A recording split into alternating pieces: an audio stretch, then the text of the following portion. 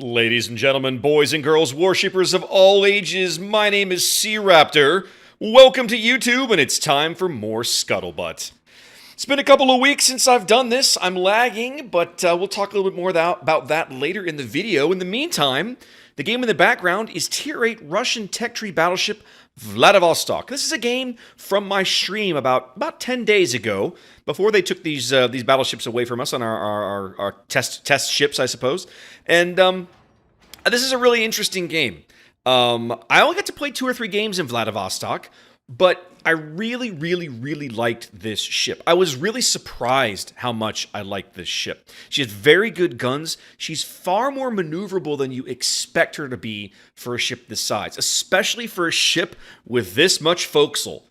I mean, this ship has got like a friggin' football field and a half hanging out in front of that A turret, but she handles pretty well. The AA is solid. It's not American AA, but it's not awful. Anyways, have a look at the game while we chat here for a bit. Make sure you pay attention. Keep an eye on the score. Watch how far we get behind before we finally managed to get things turned around. So this is the first one of these I've done in a few weeks. Of course, real life has kind of kept me busy, so what's been going on in shooty boats? Last weekend was Shipstorm Saturday. The event was held on both NA and EU. About 50 teams or so turned out in each region. And I got to watch some of that tournament on Twitch while I was working around the house. Unfortunately, I was unable to cast due to real-life commitments. My wife and I have company coming into town in a few weeks, and we had to get our house in order. We had to get the place cleaned up and things put away and so on and so forth. So I wasn't able to cast, but I had it on the background while I was working around the house, and it was a lot of fun to watch. 3v3, the 3v3 format in Shipstorm Saturday is a ton of fun for spectators. The games are fairly quick. The pacing of the tournament does not tend to have a ton of downtime in it, which is something that we can't always claim about King of the Sea. And the 3v3 action is a lot of fun. Each individual player, each individual play is very significant and can really alter and radically change the course of a game. And so it's always a ton of fun to watch. I had a great time watching. I got to spend about 4 or 5 hours kind of keeping an eye on it in the background on Saturday. Didn't get to watch on Sunday, so I can't sit here and tell you about who won and so on and so forth. But it's always a good event. I'm, of course, being involved with King of the Sea, trying to help these guys out where we can. I wasn't able to do very much for Shipstorm, unfortunately, this time around. But back when they were getting off the ground, we were able to contribute a little bit to help them kind of get going. And I'm a big fan of community events, right? To me, players putting on events for other players is just awesome. Like, that's how it ought to be. And some of that is my tabletop gaming background, right? That's where I come from, and that's how it ought to be. So I'm always a fan of these. So hopefully you got to participate in that. And if you didn't, well, hopefully you got to watch some of it. Other big news is pretty much all about patch, right? This was patch. It's a patch week. Kind of snuck up on me. I, for some bizarre reason, had it in my brain that the patch was not going to be until basically the 1st of May because, well, last patch was the 1st of August. But I had forgotten that the last patch, patch 8.2, was actually a few days late. And Wargaming held the originally scheduled timetable to launch 8.3. Of course, they missed it for a day here on NA due to technical issues and so on and so forth. So patch day was actually today, well, tomorrow by the time you hear this or watch this. But yeah, so 8.3 is here. The big new Honor and Glory event has arrived that is going on. One of the things I like about this, I'm not going to get into the fine details of how it all comes together, but one of the things that I really appreciated about it is that it's obvious they've learned some lessons from last summer's Sharks versus Eagles event during the launch of the USN Light Cruiser line.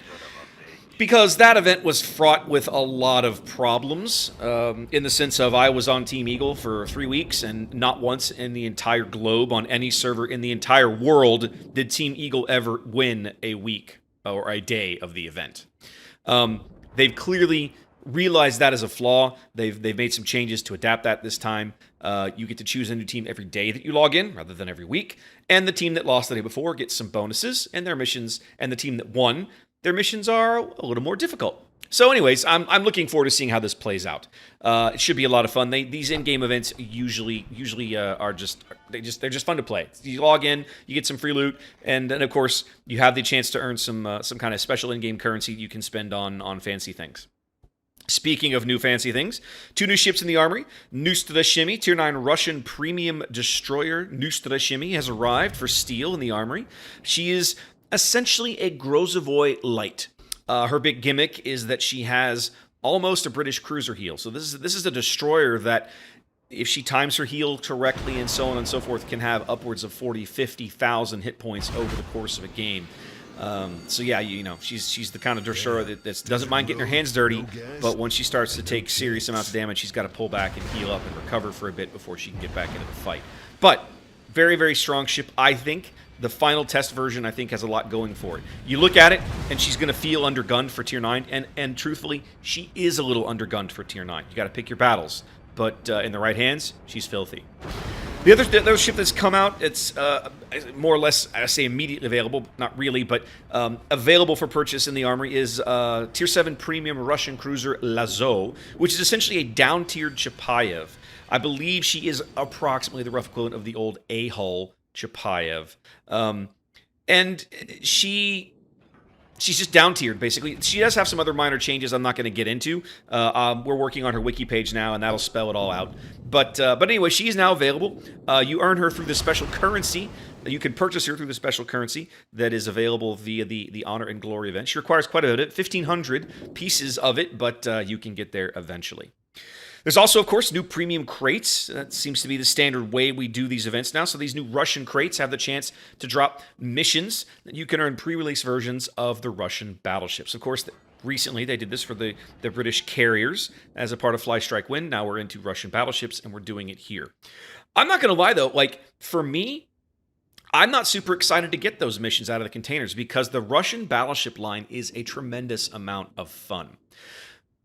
Femininely was working on a forum post the other day, and she tagged us in the wiki editors chat, and she was looking for the release dates for all the previous battleship lines in the game.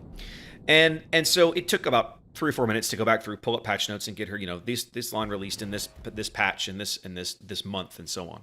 And it made me realize that, of course, the game launched with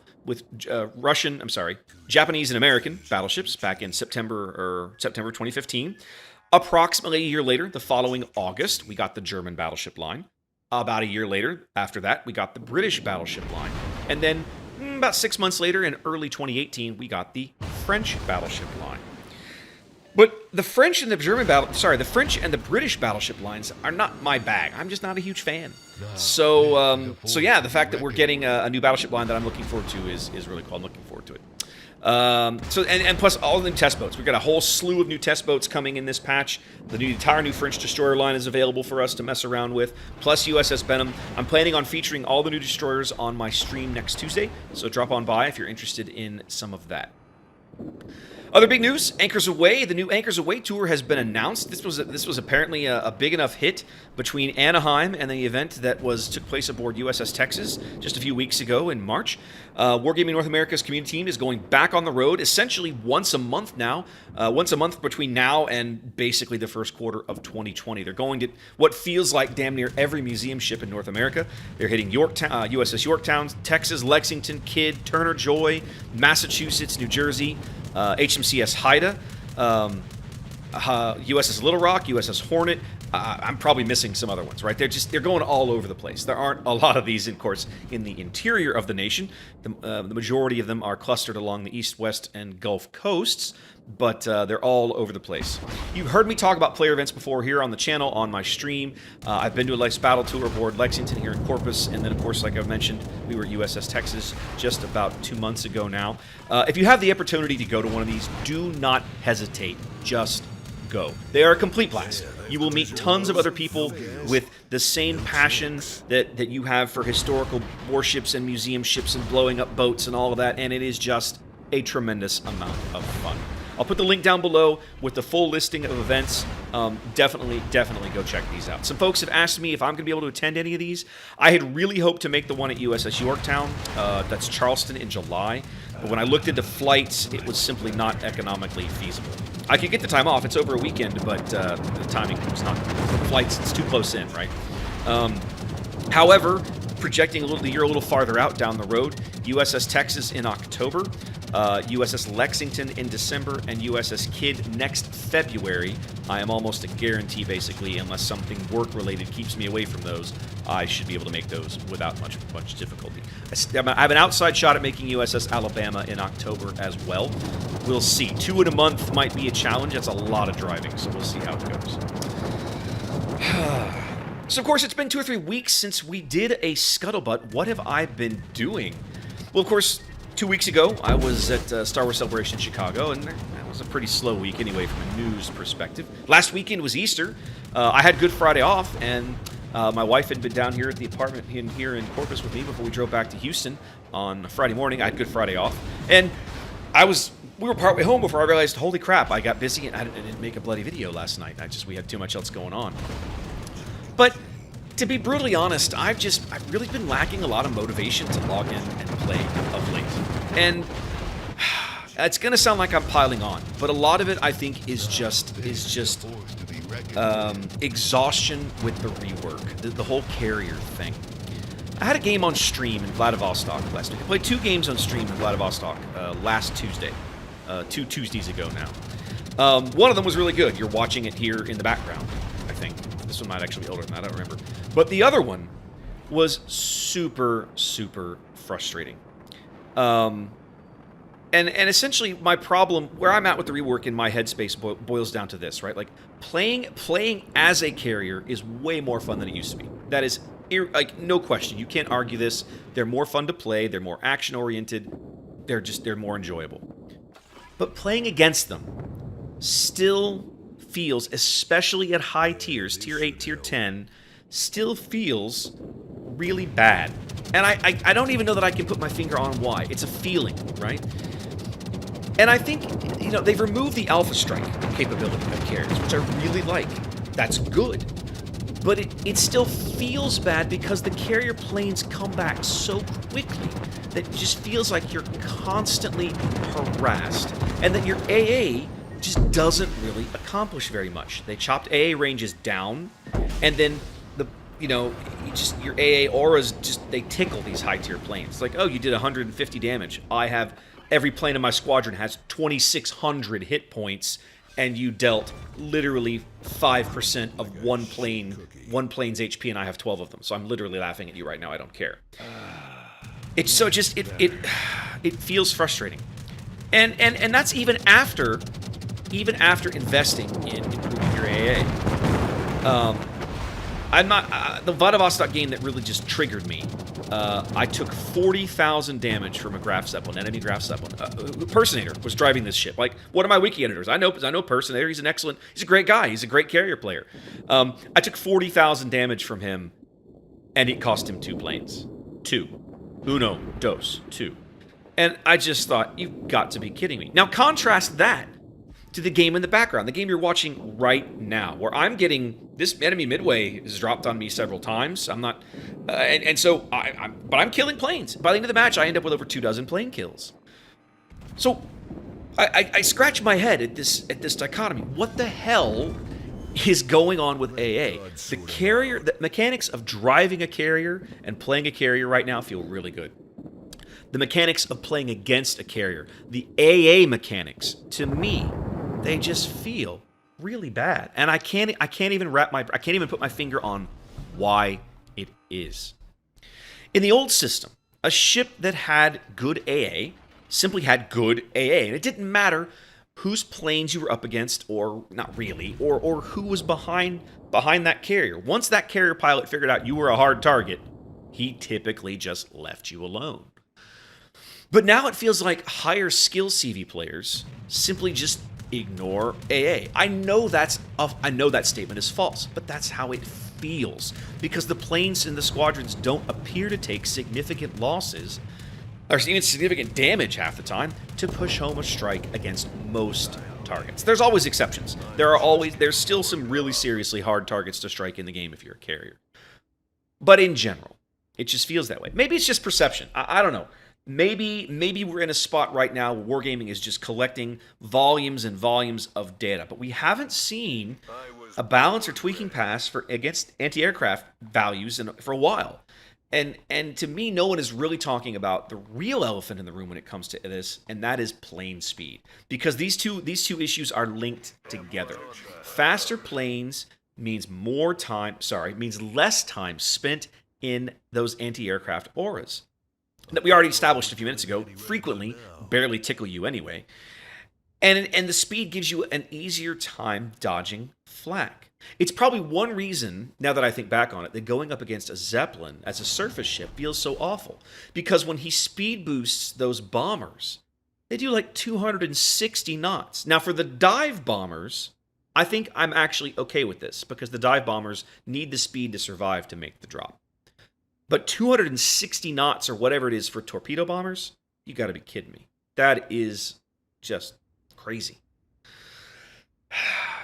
I don't know. I've just been I guess I'm just kind of in a Warships lull right now, right? Like, I'm still playing. I'm just not playing every day like I used to. Some of that is real world stuff I got going on. And some of it is just a bit of rework burnout, I guess. We know there's some balances to changes to CVs coming, right? Like the tier 10... The tier 10 number of carriers in tier 10 and high tier matches, that's been tweaked. That's good. They put caps on those. And the built-in launch delays are not here yet in terms of you can't launch planes for 45 seconds start of a match or whatever. Those are coming soon. We talked about that on stream several months ago, that I felt like eventually they were going to have to do that. And they are coming. So I don't know. Am I alone? Am I the only person out there that's kind of burned out with this whole thing right now? I don't know. Maybe I am. Guys, let me know. Like, seriously, if you're struggling with this, let me know how you're dealing with it. I'm genuinely curious. I would love to know. I'm looking for some inspiration, I suppose. So, anyways. All right, guys, that's it for this week. I should be back regularly. Again, I stream Tuesday nights. I do have some fun plans for some upcoming videos, so keep your eye on the channel here, and I'll have a few things coming your way in the next couple of weeks as I try to get back on a regular schedule. A lot of travel in April for me, so been kind of away from the keyboard quite a bit. In the meantime, you guys be safe out there, and I'll catch you next time.